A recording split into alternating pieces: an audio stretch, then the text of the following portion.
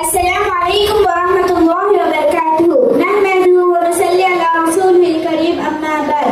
محترم سامعین، آج کی اس محفل میں میری تقریر کا عنوان ہے والدین کے ساتھ حسن سلوک.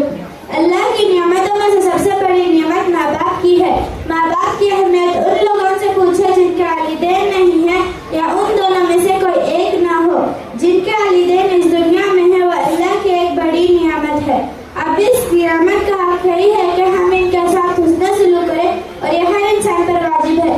جیسے کہ اللہ تعالیٰ نے فرمایا وَإِذْ أَخَذْنَا مِيثَاقَ بَنِي إِسْرَائِيلَ لَا تَعْبُدُونَ إِلَّا اللَّهَ وَبِالْوَالِدَيْنِ إِحْسَانًا.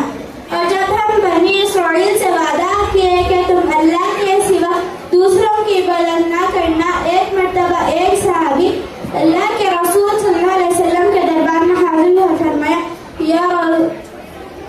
یا رسول اللہ، میں جہاد کرنا چاہتا ہوں. تو اللہ کے رسول صلی اللہ علیہ وسلم فرماتے ہیں کہ تمہارے والدین زندہ ہے؟ تو صحابی کہتے ہیں جی ہاں، میرے والدین زندہ ہے. تو اللہ کے رسول صلی اللہ علیہ وسلم کہتے ہیں جاؤ ان کی خدمت کرو، یہی تمہارا جہاد ہے. ماں باپ کے ساتھ حسن سلوک کرنے کی توفیق اس سے بڑھ کر کیا ہو سکتی ہے کہ ان کو اف تک کہنے سے منع فرمایا ہے. اللہ تعالیٰ نے فرمایا فلا تقولوا لهما اف. ہم میں سے بہت سے ایسے لوگ ہوں گے جو ماں باپ کو گالیاں دیتے ہوں گے، ان سے زور سے بات کرتے ہوں گے. یہ بہت بڑا گناہ ہے، اس سے بچنا چاہیے.